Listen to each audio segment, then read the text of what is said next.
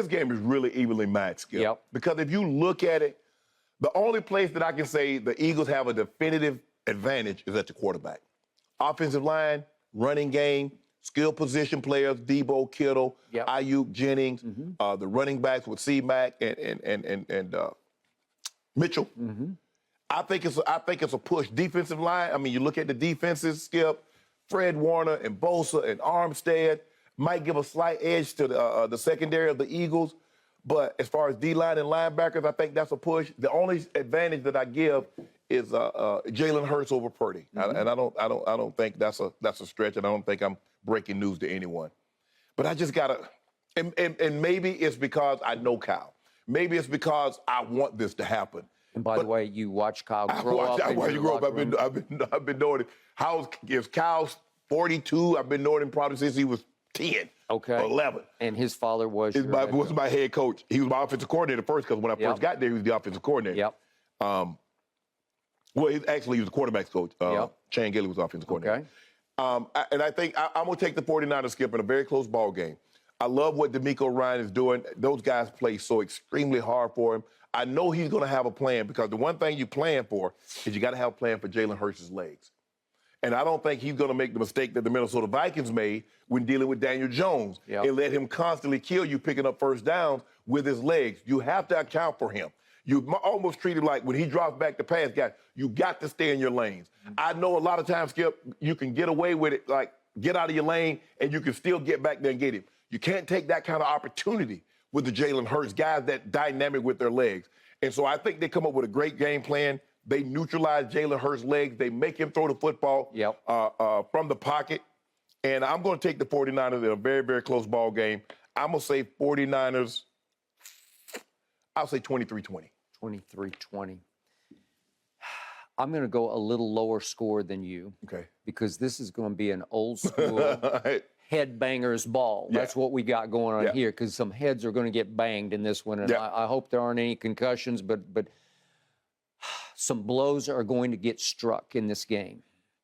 I'm going to go lower scoring, but I'm going to flip the score. I say the Eagles prevail 19-16. Okay.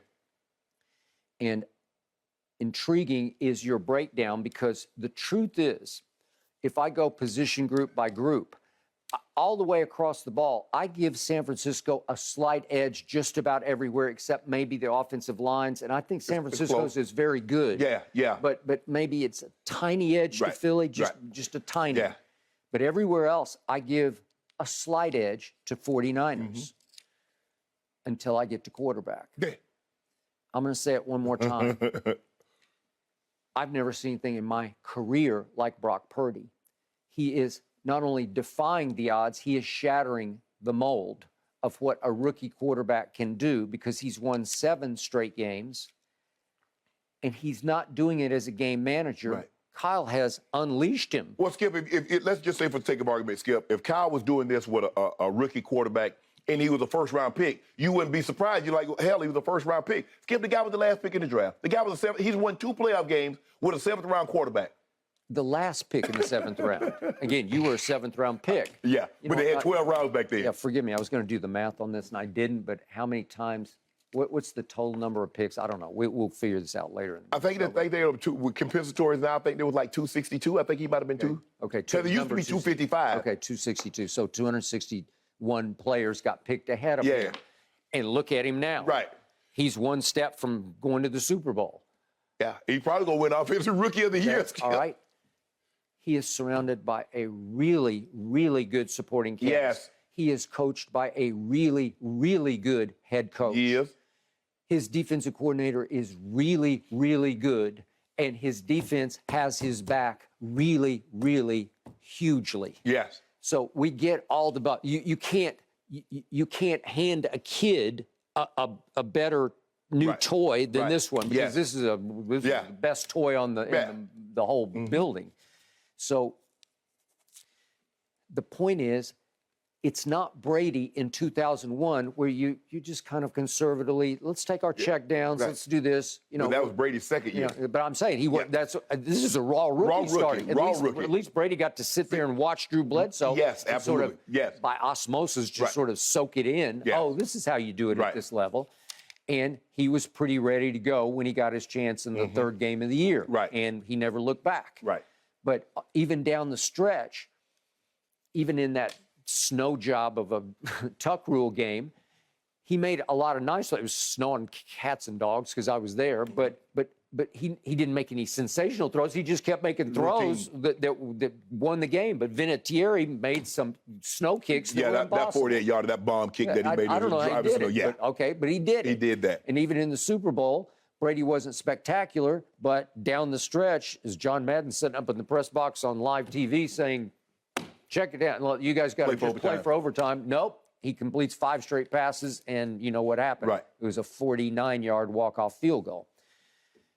This is the opposite of Tom Brady. This is unleashed, where you give him the keys to the Maserati, not to the beat-up old car that you can start in, that most of us get when we're 16, where if you crash it, it doesn't really matter because it's already been crashed. You don't pass it down. Yeah, right. But this is a gleaming Maserati here, and floorboard it. Yeah. Just if you feel like it, just put the pedal to the metal. And he does. And against my team, he made a throw to Kittle, who was, I think, the 4th option on the play because he roamed way wide left. He's read. I think I'll fling it to him. And Kittle plays a one-man tip drill, and you know the rest of the story. And that was the play of the game. Yeah. Okay, all that said, I keep saying this. I've just been watching this game, studying this game for too long. He's going to hit the wall because everybody does, because he is human. And I watched him at Iowa State, and he hit the wall a lot of times at Iowa State because he's only so good. Right. He's pretty good, and I love his competitive nature. He is a battler. He will fight you to the death. But in the end, he doesn't have the biggest arm. No. And in the end, he lost a bunch of games at Iowa State where he would lose some confidence and some poise. And so, but he wasn't surrounded by this bunch, right? Okay. Exactly. We got it. But he played on a lot of big stages at Oklahoma and Texas, and even against the Baylors of the world at that point. They were big games. So he's a very experienced, quote-unquote, big game quarterback, but he ain't experienced this. No. This is this stadium in this town against that fandom that has basically been called out, and we'll see how they respond. But it's going to be way louder than he's ever experienced, even though he did win the game at Seattle. The question is, Skip, it's kind of like what Ben Roethlisberger had. They had a dynamic running game with the bus, had a dominant offensive line. They had skilled players. I think Plexico was still there. I think Hines Ward was still there. Antoine Randall was still there. So, and you know the Steelers always could play defense. What the Patriots were able to do in the championship game was get a couple of turnovers from Ben because he had never been there. They showed him something that he hadn't seen. Right. The question is, if I show you something you haven't seen, can you still protect the ball? Okay. Or if I get to you, if I mess your scheme up and I'm able to get a free rusher, if I hit you, can you hold on to the ball? We'll find out. That's the question, Skip. Because he's going to get hit in this game. He's going to get hit, and they're going to show him something that he hasn't seen on tape. Yep. The question is, do you dirt the ball, do you throw it over their heads, or do you try to force something and you turn the ball over? He got redirected, so you're not ready for it. I got that. but he's about as quick and instinctive as you can get. I just think Shannon Sharpe catches that ball, even if it gets tipped. And sometimes, Skip, that's what it comes down to. You look at Fred Warner. Fred Warner passes get tipped. He held on to it. Trayvon did not. And sometimes that's winning and losing a ball game. Opportunity presents itself. Okay. That opportunity will get presented the Eagles. They have to catch the football because I think the kid is capable of giving them 3 turnovers. But I thought that's what my team would do because my team led the world in takeaways 2 straight years. And I thought, okay, he'll give us chances. He only gave us 1 chance. And your quarterback led the world in giveaways. He did, and he gave it. So you kept talking about old Purdy, but you forgot to talk about old Prescott. Okay, thank you for bringing that up. Now let's flip the script this Sunday to the other quarterback. I'm his biggest fan. I don't like the Eagles, but I do believe in their quarterback. Okay. I haven't liked the Eagles since I was 10 years old, but I'm rising above that hate for the Eagles to Jalen Hurts. He is him in Philadelphia. He has changed the fate of that franchise. I first guessed it the moment he was drafted. I said, they stole him, and look at them now. He is the ultimate leader. He's a big game, big play maker where he'll just make a play. It may not be the most sensational play, but he will make the plays that need to get made here. This game ultimately will be about imposing your will on the other team. That's what it comes down to. Yeah. Physically imposing your will. And I believe in the end, he will impose his on an extraordinary defense. They are really good on defense, but he will make a few plays that will win this game. If I'm DeMeco Ryan, he's going to impose his will with his arm. Okay. I'm not going to let him beat with his leg skill, because I believe that's the thing. Those third down where he's picking up with the run, I'm going to make Jalen Hurts. If Jalen Hurts throws for 350 and 3 touchdowns, Skip, I walk to the center field and shake your hand and say, good luck, son. All right. What happened when my Cowboys played on that Sunday night at Philadelphia? I had my backup quarterback. Yeah. He had won 4 straight games. This was his 5th start of the year. He'd looked pretty good in those 4 games. He got off to a shaky start because it's hard to play there. And yet, when he finally settled in, here he came, and he scored 17 unanswered. And all of a sudden, he got it to 20-17 early in the 4th quarter. So lots of time left in the game. Yeah. And what did Jalen Hurts do? He got the ball back, and on 3 straight third downs, it was Jalen Hurts who converted, because he converted twice with his legs and once on an option play where he pitched it to Gainwell, and he got it. Right. Okay? So it's hard to stop him, because it's not that he's going to scramble the way Lamar does and hurt you, but he's going to run.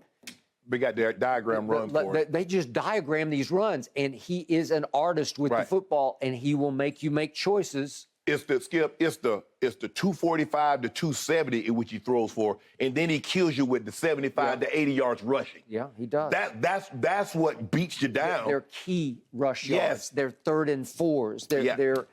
It's a quarterback draw. It's the read option. Yes. It's a break from the pocket and scramble. And he doesn't look that quick or fast, but he's quick and fast enough. Yeah. And again, pound for pound, nobody is stronger in the weight room than Jalen Hurts. And it's like he can lift the building, and he can also lift his team on the football field by, if it's required, he can run through tackles, and he will try. Now, what's his? I think we talk about Patrick's ankle. I think his shoulder's probably a problem. Right. I think it still bothers him. Well, he got to make sure they don't put him on it. Again, but he took some punishment on. He just willingly said, Giants, here I am, come and hit me. Right. And you saw what happened. He hung right in there. And he's got 2 really good receivers, and he's got a very good tight end. And I just think low-scoring battle, fun to watch in an old-school way, comes down to a late field goal, and I believe Philly walks it off 19-16 because of Jalen Hurts. Guys, it is going to be one of the ultimate chess matches in football in a long time. Cannot wait to watch this one. Don't forget, only on Fox. Thanks for watching, Undisputed fans. Subscribe here to get the very latest from Skip and Shannon. Plus, go watch a few segments from our other shows on FS1.